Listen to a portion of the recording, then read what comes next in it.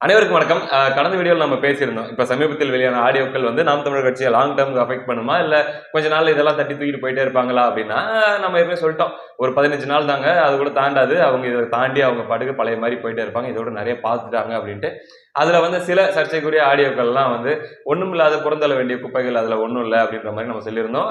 அதுக்கப்புறம் தலைவருடைய பிரைவசி அப்படிங்கிறது எவ்வளோ முக்கியம் ஒரு கட்சியுடைய தலைமைக்கு அப்படின்றத பற்றியும் பேசியிருந்தோம். அதோட எண்ட்ல நம்ம சொல்லியிருந்தோம். அதுல வந்து பல ஆடியோக்களை வந்து சீரியஸா எடுத்துக்க தேவையில்லை. ஆனா ஒரு குறிப்பிட்ட ஆடியோ நிறைய பேர் தொடர்ச்சியா கேட்டே தான் இருக்காங்க. நிறைய பேர் இந்த கேள்வி இப்ப மனசுக்குள்ள ஓடிட்டே தான் இருக்குது. அதாவது மரியாதைக்குரிய நத்தம் சிவசங்கரன் அவர்களையும் மரியாதைக்குரிய அக்கா காளியம்மாள் அவர்களையும் பற்றி அண்ணன் சீமான் அவர்கள் பேசியதாக ஒரு ஆடியோ, அவங்க 2 பேரையும் வந்து நீக்கிடணும் அப்படிங்கிற மாதிரி அவர் பேசியதாக ஒரு ஆடியோ பரவிட்டு இருக்குது. இது உண்மையான ஆடியோவா, எடிட் செய்யப்பட்ட ஆடியோவா, அல்லது அந்த ஏஐ மூலமா உருவாக்கப்பட்ட ஆடியோவா, உண்மையிலேயே நத்தம் சிவசங்கரன் அவர்களையும் காளியம்மாள் அவர்களையும் வெளியேற்றிவிட வேண்டும் அப்படின்ற மனநிலையில நாம் தமிழ் கட்சியும் மரியாதைக்குரிய அண்ணன் சீமான் அவர்களும் இருக்கிறாங்களா அப்படின்ட்டு பல கேள்விகள் நாம் தமிழ் கட்சி ஆதரவாளர்கள் மத்தியில் எழுதிட்டு இருக்குது. குறிப்பா இந்த ஒரு விஷயத்தை தான் நம்ம கிட்ட கூட நிறைய பேர் கமெண்ட் செக்ஷன்ல ஆகட்டும், சமூக ஊடகங்கள்ல ஆகட்டும், இதை பத்தி உனக்கு தெரிஞ்சது ஏதாச்சும் இருந்தா சொல்லு, அல்லது இது உண்மையா, நீ என்ன நினைக்கிற அப்படின்ற மாதிரிலாம் கேட்டிருந்தாங்க. அந்த ஆடியோ உண்மையா பொய்யா, வெட்டி ஒட்டப்பட்டதா என்ன அப்படிங்கிறத அந்த 3 பேர், ஒன்று மரியாதைக்குரிய அண்ணன் சீமான் அவர்கள் சொல்லணும். அப்படி இல்லை அப்படின்னா காளியம்மாள் அக்கா அவர்களோ நத்தம் சிவசங்கரன் அவர்களோ அதை சொல்லணும். அதுக்கப்புறம் அவங்க அண்ணன் சீமான் அவர்கள்கிட்ட பேசினாங்களா, அவங்க என்ன பேசிக்கிட்டாங்க, தொடர்ச்சியாக பயணிக்க போறாங்களா அப்படிங்கிறது எல்லாமே அது அவங்க சொன்னாதான் தெரியும். ஆனா ஒரு விஷயம், இது ஆடியோ உண்மையா பொய்யா, அவங்க உண்மையிலேயே நீக்கப்பட போற மாதிரி ஒரு சுச்சுவேஷன் இருந்துச்சா, அது வந்து நாம் தமிழர் அண்ணன் சீமான் அவர்கள் அதை மைண்ட்ல வச்சிருந்தாரா அப்படிங்கிறத எல்லாருமே தெரிஞ்சுக்க முடியும். நாம் தமிழர் கட்சி ஆதரவாளர்கள் எல்லாருமே தெரிஞ்சுக்க முடியும். ஓவர் நைட்ல தெரிஞ்சுக்க முடியாது, கொஞ்ச நாள்ல எல்லாராலையுமே தெரிஞ்சுக்க முடியும். எப்படி அப்படின்னா சிம்பிள் தான். பொதுவா நாம் தமிழர் கட்சியில யாரோ ஒரு பெருசா தெரியாத ஒரு பொறுப்பாளர் யாரோ ஒருத்தர்னா நீக்கிறதுனா உடனடியாக ஒரு அறிக்கை வந்துடும்.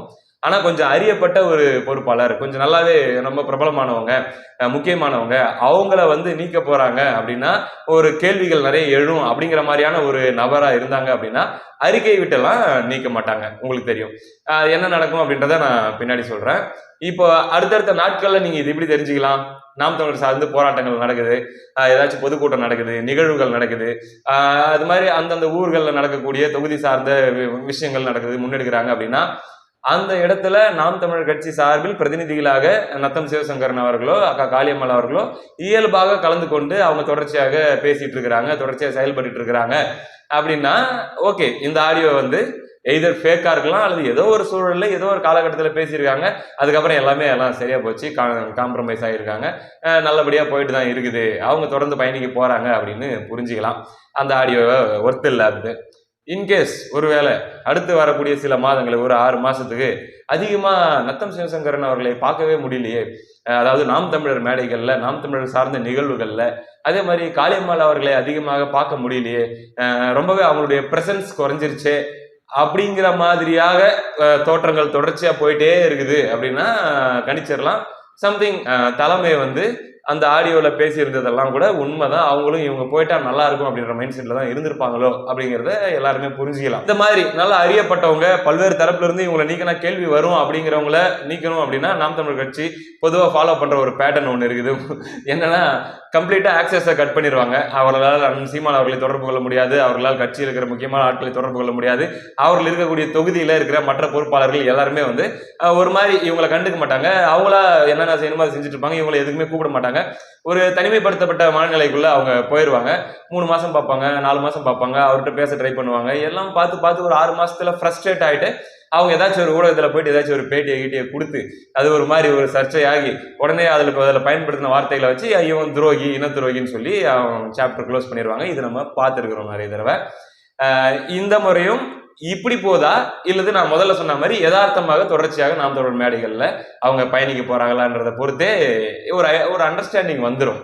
இதுல இவர்களுடைய மனநிலை என்ன, காளியம்மாள் அக்கா அவர்களுடைய மனநிலை என்ன, சிவசங்கரன் அவர்களுடைய மனநிலை, இந்த ஆடியோ வெளியானதுக்கு அப்புறம் என்ன அப்படின்ற மாதிரி பார்க்கணும் அப்படின்னா காளியம்மாள் பத்தி எனக்கு தெரியல. அண்ணன் சிவசங்கரன் அவர்கள்கிட்ட பேசுறதுக்கான ஒரு வாய்ப்பு கிடைச்சிச்சு. இதுல பாருங்க என்ன பண்ணியிருக்காங்க, இந்த ஆடியோ வெளியானதுக்கு அப்புறம் எப்படியும் அவர் டிஸ்டர்ப்டா இருப்பாரு அப்படின்றதுக்காக பல ஊடகங்கள் அவரை உடனடியாக அப்ரோச் பண்ணியிருக்காங்க. திராவிட ஆதரவு ஊடகங்கள், பொதுவான ஊடகங்கள்ன்ற பேர்ல இருக்கிற ஊடகங்கள், இவங்கெல்லாம் கூட பேட்டி கேட்கறதுக்காக அப்ரோச் பண்ணியிருக்காங்க. அவரு ரொம்ப கிளியரா மறுத்துட்டாரு. இல்லைங்க, நான் யாருக்கும் எந்த பேட்டியும் தர விரும்பல. அதெல்லாம் எதுவும் என்கிட்ட எதிர்பார்க்காதீங்க அப்படின்னு சொல்லி அவர் அமைதியா இருக்காரு இப்போதைக்கு. அப்படின்றதுதான். அது சார்பாக அவர் மீண்டும் அண்ணனோடு பேசினாலோ அல்லது வந்து ஏதாச்சும் அவங்களுக்குள்ள ஒரு கம்யூனிகேஷன் பண்ணாலோ தான் அடுத்து என்ன அப்படிங்கிறது தெரிய வரும். அவர் என்கிட்ட சொன்னது என்ன அப்படின்னா, அண்ணன் என்ன இப்படி சொல்லியிருப்பாரா அப்படின்ட்டு எனக்கு இப்போ வரைக்குமே என்னால கற்பனை பண்ணி பார்க்க முடியல. நான் அவரை தேசிய தலைவர் பிரபாகரன், மாவீரர்கள் அவர்களுடைய போராட்டத்தை அடுத்த கட்டத்துக்கு கொண்டு போற ஒரு பெரிய தலைவராக அப்படி மட்டும்தான் நான் பார்த்தேன். இன்னும் சொல்ல போனா எனக்கு தாய் தகப்பன் இல்லை அப்படின்ற சூழல்ல அண்ணனை வந்து நான் என் தாய் தகப்பனுக்கு இணையா தான் நான் பார்த்தேன். என்னுடைய போன்ல கூட என் உயிர் அண்ணன் அப்படின்ற மாதிரி தான் நான் சேவ் பண்ணி வச்சிருந்தேன்.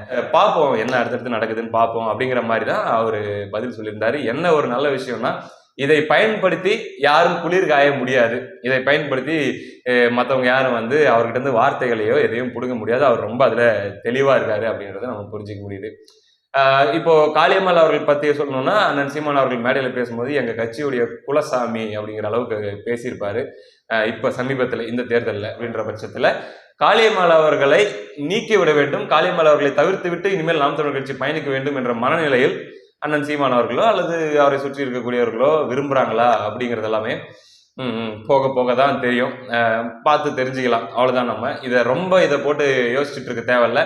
அப்படியே ஃப்ளோல ஒரு 6 மாசம் ஒரு 3 மாசம் எப்படி போயிட்டு இருக்குது அப்படிங்கிறத பார்த்தாலே இது அத்தனைக்குமான விடை தெரிஞ்சிடும். இதுல இன்னொரு விஷயம் என்ன அப்படின்னா, ஒருவேளை நிஜமாவே அப்படி அவங்கள நீக்கணும், அவங்கள வந்து வெளியேற்றணும் அப்படின்ற சிந்தனையில நாம் தமிழர் கட்சியோட தலைமை இருந்திருந்தா கூட இப்ப இந்த ஆடியோலாம் வந்ததுக்கு அப்புறம் இப்ப இது எல்லாரையும் வந்து நாம் தமிழர் கட்சி சார்பில் ஃபேக்குன்னு தான் சொல்லிட்டு இருக்காங்க இந்த ஆடியோ எல்லாத்தையும்.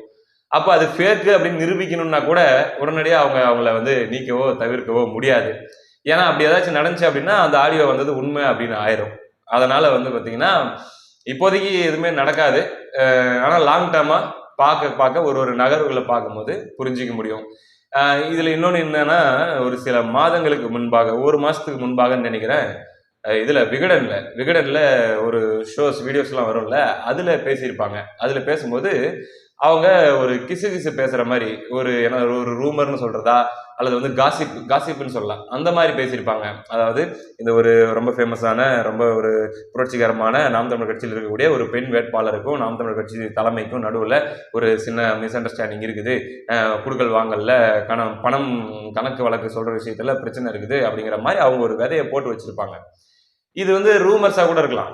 இந்த ரூமர் வந்து அல்லது இந்த கான்டென்ட் வந்து யார் அவங்களுக்கு கொடுத்திருப்பாங்க அப்படிங்கிற ஒரு கேள்வி இருக்குது. இப்போ ஒருவேளை நான் ஏற்கனவே போன வீடியோல சொன்ன மாதிரி எல்லா கட்சியிலுமே ஒருத்தருடைய இருப்பு இன்னொருத்தருக்கு பிடிக்காம இருக்கிறதுக்கான வாய்ப்புகள்லாம் இருக்கிற மாதிரி இங்கேயும் கூட இருக்கலாம். அப்படிப்பட்ட யாராச்சும் கூட அவங்களுக்கு அந்த மாதிரியான ஒரு கான்டென்ட்டை கொடுத்து, அதாவது எப்படின்னா முன்கூட்டியே மனநிலையை தயார்படுத்துதல்னு சொல்லுவோம் இல்லையா, கட்சியில் இருக்கக்கூடிய ஆதரவாளர்களுக்கு எல்லாரும் எல்லா உலக நாட்டுல இருந்து பார்த்துட்டு இருக்கிற எல்லாருக்குமே ஒருவேளை இவங்களும் கொஞ்சம் கரெக்டட் பர்சனாக தான் இருப்பாங்களோ சொல்ல முடியாது அப்படின்ற மாதிரி ஒரு முன் தயாரிப்புக்காக ஒரு சிலர் பார்த்த வேலையா கூட இருக்கலாம் அந்த விகடன்ல அந்த நியூஸ் வர்றதுக்கான காரணமா. ஏன்னா கல்யாண சுந்தரம் அவர்கள் நீக்கப்படுறதுக்கு முன்னாடி அப்படிதான் சவுக்கு சங்கருக்கு ட்வீட் போட்டாரு. அவர் ட்வீட் போட்டாரு, நீ விரைவில் ஏதோ ஒன்று நடக்க போகுது அப்படிங்கிற மாதிரி. அந்த செய்தியை சவுக்கு சங்கருக்கு யார் சொல்லியிருப்பாங்க அப்படின்னா, கிட்டத்தட்ட கல்யாண சுந்தரம் அவர்கள் கட்சியில் இருக்கிறது விரும்பாத யாரோ ஒருத்தர் தான் அந்த கான்டென்ட் கொடுத்து, அதாவது ஒரு நாம் தமிழர் கட்சி சார்பிலிருந்து இருந்து ஒரு விஷயத்தை கசிய விடாம வேற ஒரு மீடியா மூலமா அந்த விஷயத்தை முதல்ல அப்படியே உருவாக்கி கொஞ்சம் கொஞ்சமா ப்ரிப்பேர் பண்ணி யார ஆதரவாளர்களை கட்சிக்காரங்களை கடைசியில வந்து ஒரு மாதிரி அதை டைலூட் பண்ணி கொண்டு போய் அதை முடிச்சிடுறது அப்படிங்கிற மாதிரி, அந்த மாதிரியான ஒரு ஸ்ட்ராட்டஜியா காளியம்மாள் அவர்கள் விஷயத்துல நடந்துச்சா அப்படின்னு தெரியல. அதான் எல்லாத்துக்கும் ஒரே தீர்வு அடுத்தடுத்த காலகட்டங்கள். இப்போ நாளைக்கே படார்னு மறுபடியும் அண்ணன் சீமான் அவர்களுடைய போராட்டங்கள்ல மேடைகள்ல அக்கா காளியம்மாள் அவர்கள் நிக்கிறாங்க, சிவசங்கர் அண்ணன் நிக்கிறாங்க அப்படின்னா இது எல்லாமே ஜஸ்ட் ரூமர், அல்லது ஏதோ ஒரு காலத்துல ஏதோ ஒரு சமயத்துல ஏதோ ஒரு சின்ன இது இருந்திருக்கலாம், சரி செய்யப்பட்டு நல்லபடியா போயிட்டு இருக்குது அப்படின்னு புரிஞ்சுக்கலாம். பார்ப்போம், பொறுத்திருந்து பார்ப்போம். அடுத்த காணொலியில் சந்திப்போம். நன்றி.